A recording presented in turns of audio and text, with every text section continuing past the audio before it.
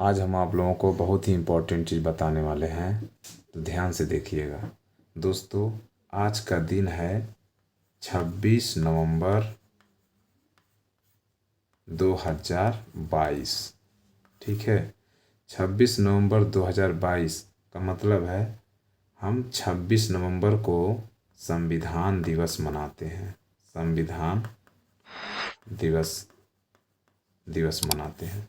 दोस्तों, संविधान दिवस हम इसलिए मनाते हैं क्योंकि आज के ही दिन मतलब 26 नवंबर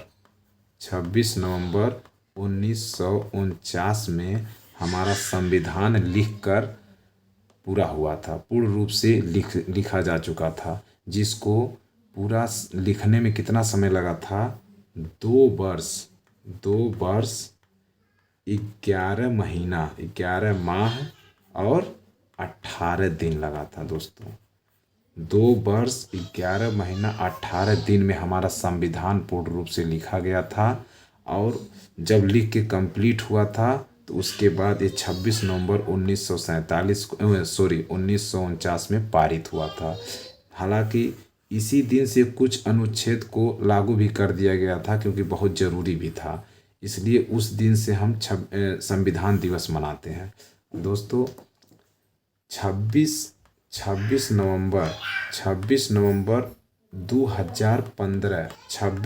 2015 के पहले हम इसे विधि दिवस विधि दिवस विधि दिवस मनाते थे, लेकिन 2015 के बाद हम इसे संविधान दिवस मनाते हैं। और 2015 के बाद का मतलब उस टाइम में डॉक्टर भीमराव अंबेडकर का 125वां जयंती था। 125वें जयंती के बाद हम विधि दिवस को हम संविधान दिवस मनाते हैं। दोस्तों, एक चीज़ और आपको इम्पोर्टेंट चीज़ बता देता हूँ। ये संविधान हमको लिखने में जब पूरा हुआ था, कितने दिन लगा था लिखने में? समय लगा था 2 वर्ष 11 माह 18 दिन। दोस्तों, संविधान को पूर्ण रूप से लिखने में 2 वर्ष 11 महीना 18 दिन का समय लगा था, इतना। और दोस्तों, इसमें टोटल 395 अनुच्छेद इसमें टोटल 395 अनुच्छेद हैं। संविधान में कितने अनुच्छेद हैं? अभी जब संविधान लिखा गया था, यानी कि निर्माण समय में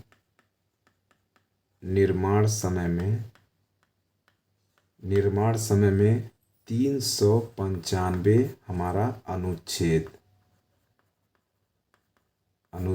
थे, और 8 अनुसूचियाँ अनुसूचियाँ थी, और 22 भाग थे। दोस्तों, जब इसको डिटेल आप पढ़ेंगे ना, तो पूरा ये अनुच्छेद क्या है, अनुसूचियाँ क्या है, भाग क्या है, पूरा आपको पता चल जाएगा। हम आपको जानकारी बस बता देते हैं संविधान दिवस क्यों मनाते हैं और उस क्या है। तो उसमें 395 अनुच्छेद थे, 8 अनुसूचियाँ हैं और 22 भाग। अभी वर्तमान में शायद इसको 22 भाग को 25 भाग हो गया है। वर्तमान कंडीशन में ये भाग हो गया है, और जो अनुच्छेद 8 थी वो 12 हो गई हैं। 12 हुई। ये भी हमको लग रहा है कि 395 ही है या चेंज हो गए हैं, देखना पड़ेगा मुझे। लेकिन उस टाइम में ये 26 नवंबर 1949 में हमारा 395 अनुच्छेद थे, 8 अनुसूचियाँ और 22 भाग थे। ठीक है दोस्तों, लेकिन रूल चेंज होता रहता है। जैसे ही संविधान हमारा अगर कोई भी चेंजिंग होता है तो उसको अपडेट कर दिया जाता है। और आपको इम्पोर्टेंट चीज़ बताते हैं दोस्तों, ये जो संविधान लिखा गया था, भारत का संविधान ये एक लोगों ने लिखा था, और उनका नाम है प्रेम। अपने हाथों से लिखे थे ये प्रेम बिहारी नारायण रायजादा। दोस्तों, इन्होंने पेन से एकदम सुंदर अक्षरों में ये लिखा था। और ये इटैलिक स्टाइल में लिखा था। कौन सी स्टाइल में? इटैलिक स्टाइल में इन्होंने इटैलिक स्टाइल में लिखा था। दोस्तों, जो इन्होंने पेन से लिखा था, ओरिजिनल जो संविधान है वो आज भी वो रखा हुआ है। और वो हीलियम के बक्से में वो मतलब पैक है वो बहुत अच्छी तरह। लाइब्रेरी भारत के संसद भवन में संसद भवन के लाइब्रेरी में रखा हुआ है। ठीक है, लाइब्रेरी में रखा हुआ है। संसद भवन के लाइब्रेरी में ये हीलियम के बॉक्स में रखा हुआ है। दोस्तों, ये ध्यान दीजिएगा, ये प्रेम बिहारी नारायण जायदा ने ही अपने हाथों से लिखा था और वो आज भी रखा हुआ है। और भी आपके आगे बताता हूँ इम्पोर्टेंट चीज़। दोस्तों, मैं बता दूँ, ये जो 26 नवंबर को हम संविधान दिवस मनाते हैं। और इसी की याद में हम 26 जनवरी को गणतंत्र दिवस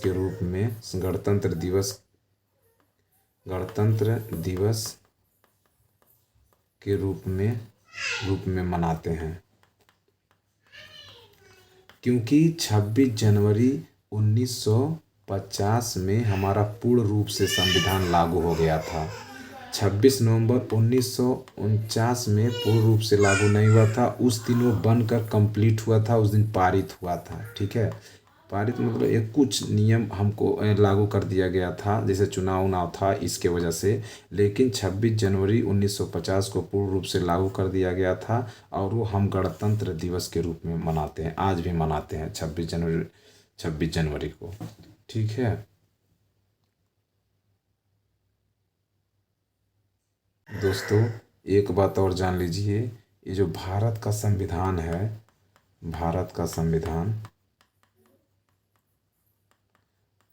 का संविधान ये विश्व का सबसे लंबा लिखित संविधान है। दोस्तों, ये भारत का सबसे लंबा लिखित मतलब हाथ से लिखा हुआ, ये हाथ से लिखा हुआ संविधान भारत का सबसे बड़ा संविधान है। ठीक है दोस्तों, ये भी आप ध्यान में रखिएगा। और आपको बताता हूँ, और तो जानते ही हैं, इसे गणतंत्र दिवस के रूप में हम मनाते हैं, जो 26 जनवरी 1950 से मनाना चालू कर दिए थे।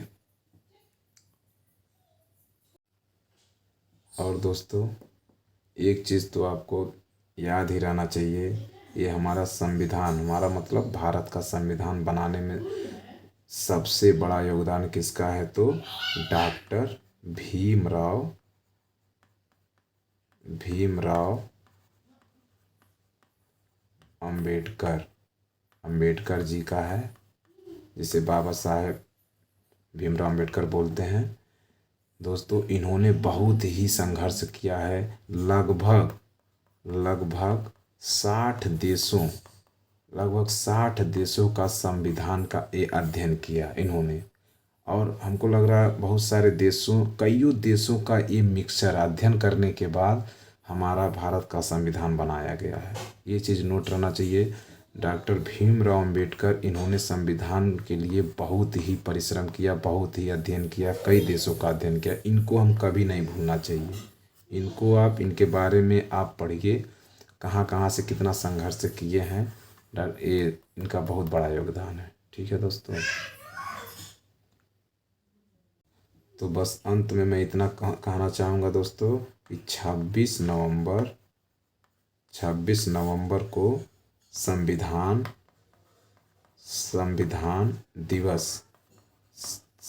दिवस मनाते हैं।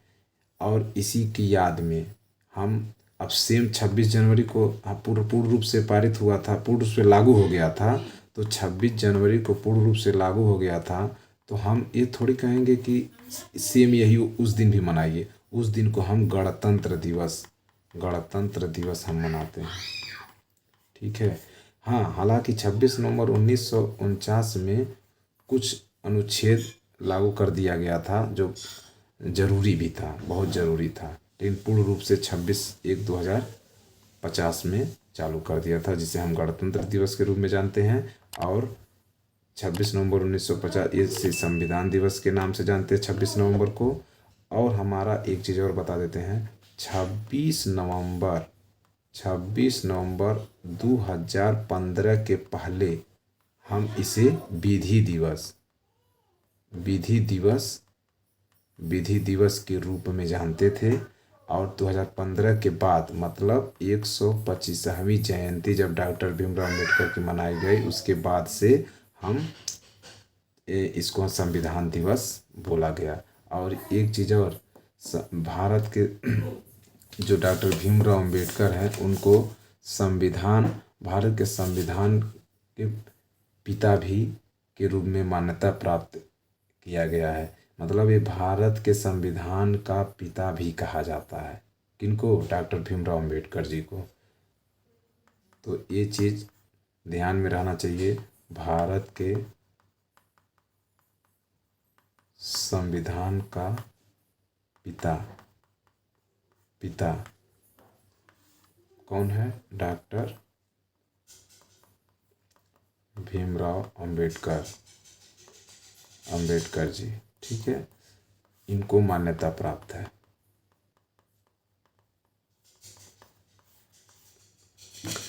ठीक है दोस्तों, ओके, थैंक यू।